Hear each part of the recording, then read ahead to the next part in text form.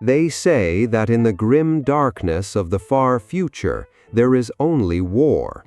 They say that heroes are forged in the fires of battle, tempered by faith and sharpened by hatred. This is mostly true, but sometimes, just sometimes, the galaxy isn't saved by a tactical genius or a super soldier. Sometimes it is saved by a very large, very confused boy named Goog, who simply wanted his lunch. This is the story of the Siege of Hive City, Vorax. It was a conflict that involved 3 million soldiers, a coven of Chaos Sorcerers, and a Greater Daemon of corn. But for Goog, it was not a war. It was a very long, very loud walk to retrieve a small piece of blue paper. Goog was an Ogryn. For those unfamiliar with the abumens of the Imperium, imagine a man the size of a forklift truck, with muscles that can punch through concrete, and the intellectual capacity of a toddler who has just woken up from a nap. Goog sat in Trench 77B. The world around him was ending. Artillery shells screamed overhead, shaking the dirt from the trench walls. Lassfire snapped like angry whips. Men were screaming, praying, and dying. Goog did not notice. Goog was busy. He was holding a small, crumpled slip of blue paper. He was smoothing it out against his massive knee with infinite tenderness.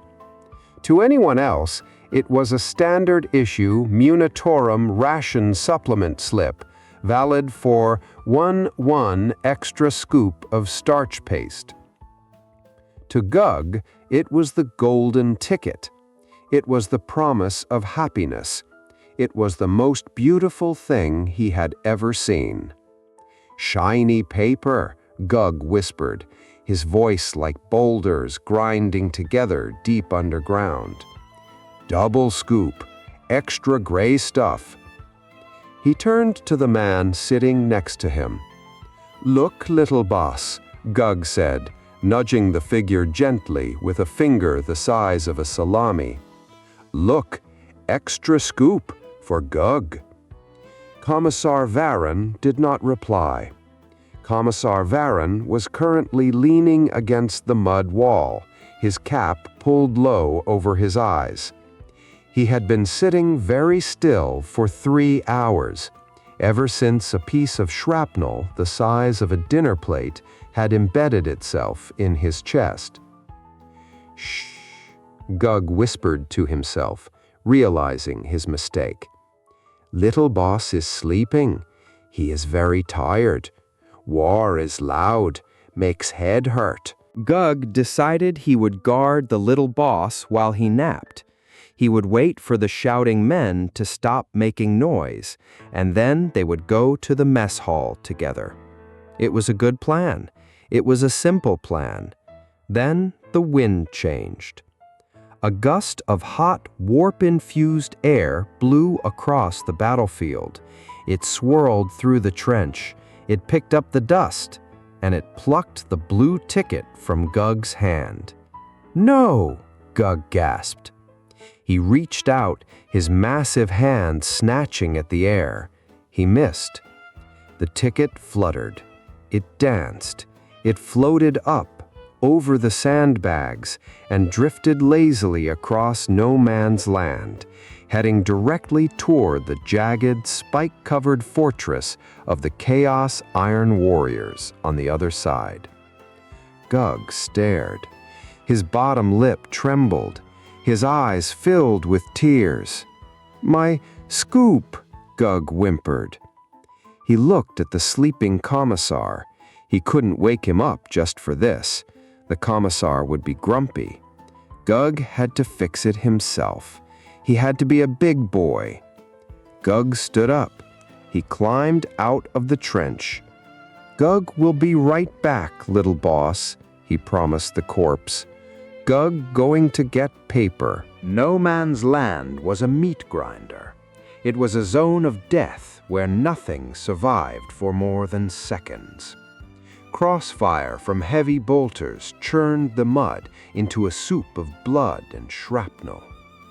Gug walked into it. He didn't run. Running was for when the dinner bell rang. He walked with the determined, plodding pace of a man who has lost his keys. A heavy bolter shell hit him in the shoulder. Thwack! Ouch! Gug rubbed his arm. Stop pushing! He looked around. He saw red beams of light zipping past him. He saw explosions blooming like angry flowers. Too loud, Gug complained. Why is everyone shouting? From the enemy lines, a squad of traitor guardsmen saw the behemoth approaching. They panicked. They concentrated their fire. Las bolts struck Gug's flak armor, scorching the metal. Gug saw the flashes of light. He smiled. He waved. "Hello," Gug shouted, his voice booming over the artillery. "Hello, red men. Have you seen paper, blue paper, about this big?" He held his hands apart to demonstrate the size of the ticket. A rocket-propelled grenade hit him in the chest. It exploded. Gug staggered back, coughing in the smoke.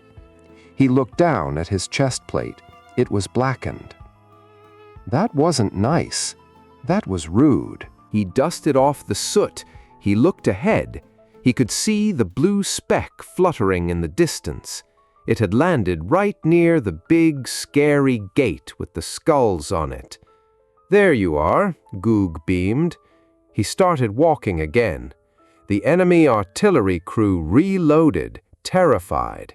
They were pouring enough ordnance into this single target to level a city block. But Gug was protected by something stronger than ceramite armor. He was protected by the absolute, unshakable conviction that he was just going to pick up a piece of paper. He didn't acknowledge the concept of enemy. He didn't acknowledge the concept of death. He only acknowledged the concept of double scoop. And in the 41st millennium, that kind of singular focus is the most dangerous force in the galaxy. Gug reached the gates of the Citadel of Torment. It was a massive structure of black iron, welded together from the ruins of the hive, decorated with skulls, spikes, and chains. To a normal soldier, it was the maw of hell. To Gug, it looked like a very messy clubhouse. The heavy bolters on the walls stopped firing. The cultists and traitor marines paused. They watched the giant figure emerge from the smoke, his armor blackened, his face confused, walking with the unstoppable momentum of a tectonic plate. A dark apostle, a chaotic priest in crimson power armor, stood atop the gate. He looked down at Gug. He saw the sheer size of the creature. He saw how it had shrugged off rocket fire. "Hold fire!" the apostle bellowed. "Do not shoot the beast! Can you not see?" The cultists lowered their las guns, trembling.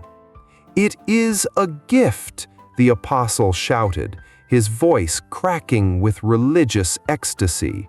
"The gods have sent us a champion, a hulk of flesh to lead the charge." The gates, powered by screaming servitors, groaned open.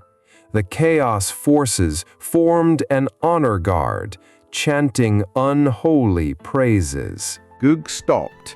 He looked at the open gate. He looked at the little men in red robes bowing to him. "Oh," Gug blinked. "That is nice. Thank you for opening the door." He walked inside. He was very careful not to step on the bowing cultists. The little boss had always told him to watch where he stepped because he was a big lad and squishing people was rude. Polite, Gug whispered to himself. Must be friends. He walked into the courtyard. It was a nightmare landscape. Fires burned in oil drums. Strange symbols were daubed on the walls in blood. A bit messy, Gug noted disapprovingly. Needs a sweep. Then he saw it. Caught in the updraft of the burning oil drums, the blue ticket fluttered. It spiraled up, higher and higher, drifting towards the massive double doors of the inner sanctum at the center of the citadel. "Come back," Gug called out. He started to jog. When an Ogryn jogs, the ground shakes. The cultists scattered like pigeons. "He goes to the sanctum," the dark apostle screamed, running after him. "Witness the glory." Gug reached the doors of the inner sanctum. They were 20 feet tall, made of brass, and covered in warnings written in the dark tongue of Mordor, or something similar. Gug didn't read the warnings. Gug couldn't read. He remembered his training. "Wipe feet," he muttered. He scuffed his massive boots on the skull of a fallen enemy that was conveniently serving as a doormat. "Little boss says don't track mud in the house." He pushed the doors open. Kriak! Inside, the ritual was already underway. The sanctum was a cavernous hall dominated by a swirling vortex of red energy. In the center stood a sorcerer lord, levitating 3 feet off the ground, chanting words that made teeth itch. Around him, a circle of runes glowed with baleful light. And there, right in the middle of the circle, lying innocently on the altar, was the blue ticket. "Gotcha," Gug smiled. The sorcerer lord opened his eyes. He saw the massive Ogryn standing in the doorway, framed by the light of the fires outside, followed by a procession of chanting cultists. The sorcerer stopped chanting. He floated down to the ground. He looked at the Ogryn. He looked at the altar. "Excellent," the sorcerer's voice boomed, magically amplified. "The final component has arrived, the vessel of violence, the meat for the grinder." Gug walked forward. He ignored the swirling vortex. He ignored the lightning crackling around the room. He was focused on the altar. "Excuse me," Gug said to the floating man with the spiky hat. "Just need to grab this." "Yes," the sorcerer spread his arms wide. "Come, ascend the altar. Give yourself to Khorne. Let your blood fuel the portal." Gug reached the altar. He stood next to the sorcerer. The sorcerer was tall for a human, but he barely came up to Gug's chest. Gug reached out a hand the size of a shovel. He gently picked up the blue ration slip. He dusted off a little bit of sacrificial ash. "Double scoop," Gug whispered, clutching the paper to his chest. "Safe." He turned to leave. The sorcerer froze. The cultists froze. The swirling vortex of doom paused its swirling. "Wait," the sorcerer commanded. "Where are you going?" Gug turned back. "Lunchtime," he explained. "Got my ticket. Little boss is waiting." "Lunch?" The sorcerer's face contorted behind his helmet. "You cannot leave. The portal is opening. The bloodthirster comes. He needs a sacrifice of flesh." "Not my job," Gug said politely. "I am heavy support, not sacrifice." It is important to note here that chaos rituals rely heavily on intent. They require willing or screaming participants. They do not function well when the primary participant is concerned about getting back before the mashed potatoes run out. "You will not leave," the sorcerer raised his staff. Lightning arched from the tip, striking Goog in the chest. It was a spell of agonizing doom. It was designed to boil the blood and shatter the mind. Goog looked down at his chest. It tickled, like static electricity when you rub a balloon on your hair. "Hey," Goog frowned. He stepped closer to the sorcerer. "Don't do that. That saps." "Submit!" the sorcerer screamed, blasting him again. "Submit to the gods!" Gug was a patient boy, but he was hungry, and he was holding a paper slip, and this little man in the funny hat was trying to hurt him. "No," Gug said firmly. And then Gug did something that no tactical manual could predict, something that no magic could counter. He pushed. Gug didn't push the sorcerer with malice. Ogryns generally lack the capacity for malice, in the same way a tidal wave lacks the capacity for sarcasm. He pushed the sorcerer because the funny man was standing in his personal space and making sparks happen. It was a gentle shove by Ogryn's standards. To the sorcerer, it felt like being hit by a wrecking ball wearing a glove. The Chaos Priest flew backward, skidding across the obsidian floor, his staff clattering away. But the ritual had already hit critical mass. Above the altar, the air tore open with a sound like wet canvas ripping. A vertical slit of pure unreality appeared. Red light spilled out, hotter than a plasma vent. The screams of a billion souls echoed through the sanctum. A massive, clawed hand gripped the edge of the tear. A bloodthirster, a Greater Daemon of corn, began to pull itself into the material realm. It roared, a sound that shattered the stained glass windows high above. "I am Kargoth the Slayer," the daemon bellowed, its head emerging from the rift. "I am the end of—" Goog shivered. "Brr," Goog said, rubbing his arms. "Drafty." He looked at the tear in reality. He didn't see a portal to the realm of nightmares. He saw a window that someone had left open. "Close the window," Goog scolded the room, letting the heat out. He marched up to the rift. The daemon looked down at him. The daemon paused. It was used to mortals cowering. It was not used to mortals looking at it with the expression of a disappointed grandmother. "Mortal," the daemon bellowed, "bow before—" "Shush," Goog said. "No shouting indoors." Goog grabbed the edges of the reality rift with his bare hands. He started to push. It is worth noting here that you cannot physically close a warp rift. It is a metaphysical wound in the fabric of space-time. However, Goog did not know physics. Goog knew that when a door is stuck, you push harder. And Ogryns possess a psychic field of their own, a field of pure, unadulterated stubbornness that sometimes forces the universe to agree with them, just to avoid an argument. Goog pushed. The muscles in his massive back bunched like coiled steel cables. The rift wavered. "What are you doing?" the daemon screamed, feeling the portal constricting around its waist. "Stop! It is a fixed point in time."